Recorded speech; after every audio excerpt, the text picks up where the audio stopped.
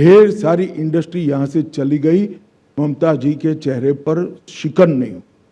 ममता जी को इंडस्ट्री जाने से ज्यादा घुसपैठियों के वोट मतदाता सूची में रह जाए, इसकी चिंता है। ममता जी ने इतनी चिंता अगर इंडस्ट्री की करी होती तो इतनी इंडस्ट्री बंगाल छोड़कर न जाती।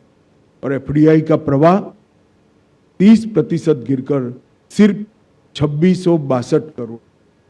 इतने बड़े बंगाल में जहाँ से 40 लोकसभा की सीटें जाती हैं, 2662 करोड़ का एफडीआई का प्रवाह है। मित्रों, किसी भी प्रकार से 15 साल में मां माटी मानुष का जो नारा लेकर ममता जी आई थी, वो नारे को हर तरह से द्रोह करने का काम स्वयं ममता बनर्जी की पार्टी ने किया है, उनकी सरकार ने किया है। और पूरी तृणमूल कांग्रेस, पूरे उनका कैडर कटमनी और सिंडिकेट में व्यस्त हुई है। जनता त्रस्त है, जनता बदलाव मांग रही है। मुझे पूरा विश्वास है कि बंगाल की जनता नरेंद्र मोदी जी के नेतृत्व में यहाँ भारी बहुमत के साथ भारतीय जनता पार्टी को चुनकर भाजपा की सरकार बनाने जा रही है। और मैं बंगाल की जनता को आज की प्रेस वार्ता के माध्यम से प्रार्थना करना चाहता हूं कि हमारा जो घोषणा पत्र आएगा, वो घोषणा पत्र में ये आरोप पत्र के अंदर जो जो चीजें बताई गई है, जिससे बंगाल को नीचे नीचे नीचे पहुंचाया है, वो बंगाल को कैसे उठाना और कवि गुरु की कल्पना का सोनार बांग्ला बनाने का हमारा एक्शन प्लान क्या है, रोड मैप क्या है और कार्य योजना क्या है, वो भी हम हमारे घोषणा पत्र में लेकर आएंगे। मैं फिर से एक बार बंगाल की जनता को अपील करना चाहता हूं, भय छोड़ दीजिए, अपने अधिकारों के लिए बाहर निकलिए, भारी मतदान करिए और तृणमूल कांग्रेस की सरकार को मूल समेत उखाड़ कर फेंक दीजिए। बहुत बहुत धन्यवाद।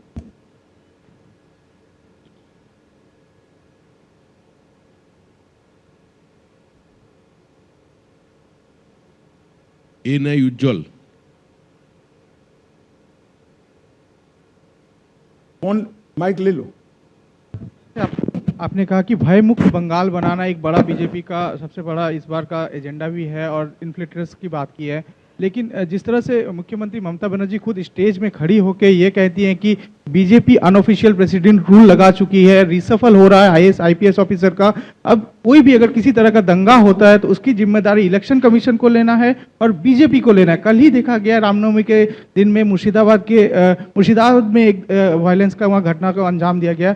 तो सर किस तरह से देखते हैं, क्योंकि चुनाव है, एमसीसी लागू है और जिस तरह का माहौल अभी से बन रहा है, सर क्या कहना है इस विषय पर?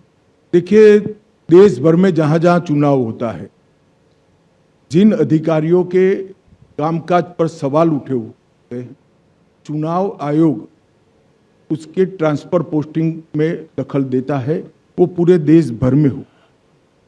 बंगाल में इसलिए ज्यादा दिखता है, यहाँ सारे अधिकारी ही एक प्रकार से इनकी कैडर बन गए, तो यहाँ कुछ ज्यादा दिखाई पड़ता है। परंतु ममता बनर्जी जी अगर ये सोचती है कि विक्टिम कार्ड खेलकर हम सिंपैथी प्राप्त करेंगे, तो आपको कॉन्क्रीट मुद्दों का जवाब देना पड़ेगा और इससे बच नहीं पाओ। एबीपी आनंद एगिए थाके एगिए राखे।